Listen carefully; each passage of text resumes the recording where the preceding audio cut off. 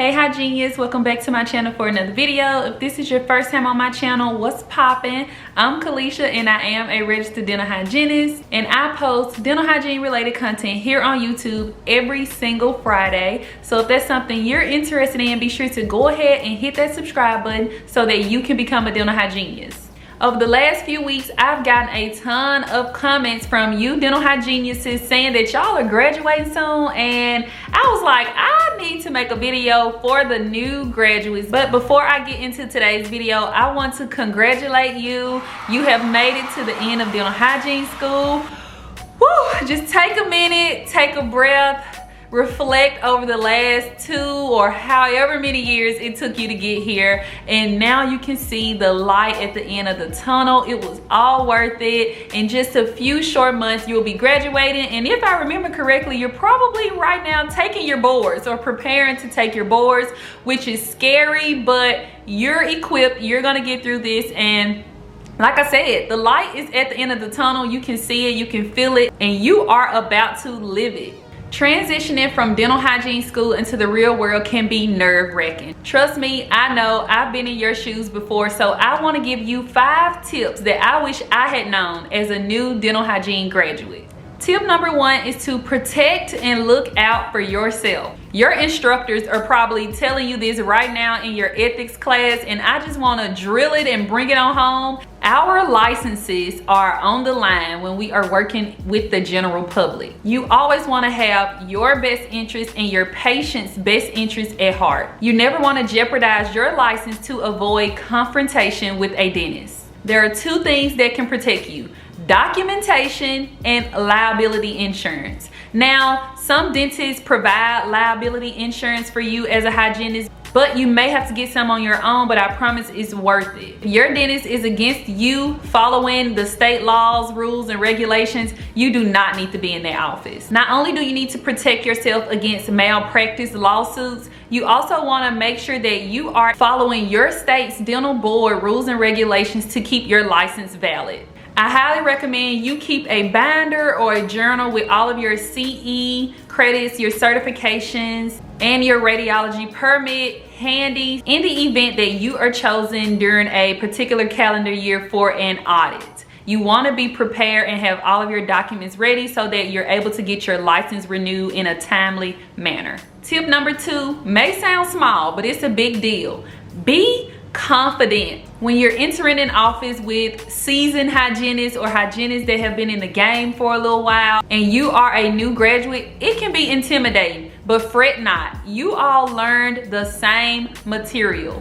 You are no less skilled than they are. It is okay if you make a few mistakes, as long as you learn from them. It is okay to ask questions. That is what they are there for. We don't have to be perfect. We just need to provide service in a safe and effective manner. Speaking of being effective, that brings me to my 3rd point on how important timing is.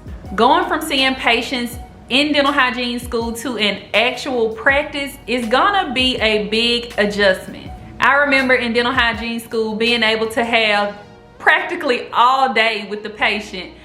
That is highly unlikely in the real world. For one, those patients want to be in and out because they're probably there doing a break at work and they need an hour or less to get in and out of there. And that's exactly what your office is going to provide you. An hour or less to get a patient in and out of there to keep production up and going. I also remember being in hygiene school having this huge checklist of what I had to get done before having the instructor come to check. Now, you don't have an instructor in the real world, which is a plus, but you still have most of that checklist to complete within that hour. So it's gonna be trial and error. You're gonna have to decide what is most important and what you'll be able to get done within that hour. So don't worry, as you become more proficient in your skills, you're gonna find a routine that works for you.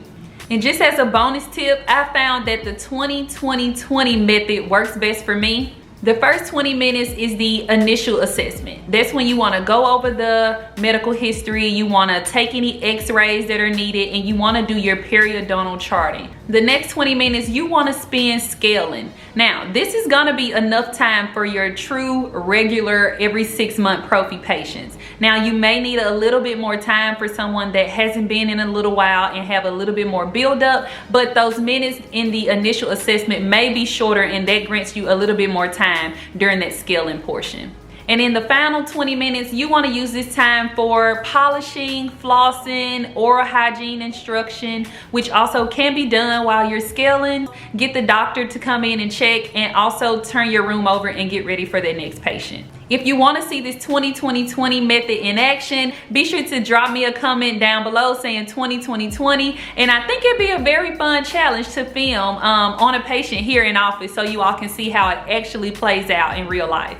My fourth tip is going to be to practice, practice, practice. There are going to be different materials and gadgets coming from hygiene school to the working world.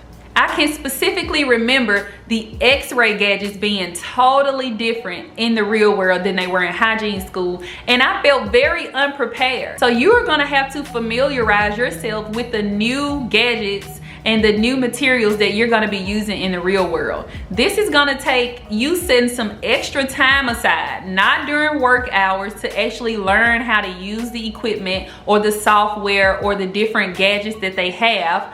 So you may have to ask a coworker to come in with you during the weekend, or staying over late or coming in earlier, just to help you practice so that you're more effective when you have actual patients. And last but not least, my fifth tip will be to find a mentor. I remember in dental hygiene school during my first year having a big sister that I could call on if I needed help before a skill check, or if I needed help on an assignment or preparing for a test.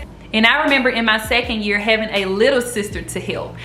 I believe the same thing is going to apply for the real world. Having a mentor in the dental industry is going to be a huge asset. Not only can they offer clinical advice, but they can be some emotional support, because your days can get pretty rough as a dental hygienist, and I think you're gonna need that sister to lean on. Now, different people can be your mentors.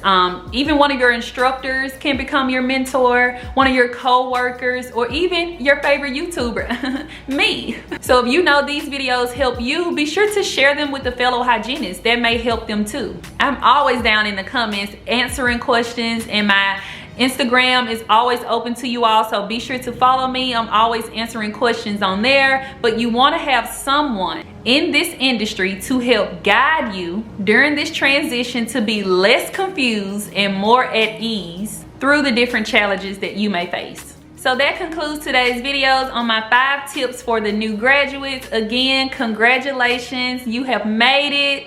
I hope you find these tips useful during your next stage in life. If you want more videos like this, give this video a thumbs up. Go ahead and subscribe and become a dental hygienist. Thank you so much for watching today's video, and I'll see you in my next one. Bye, hygienists.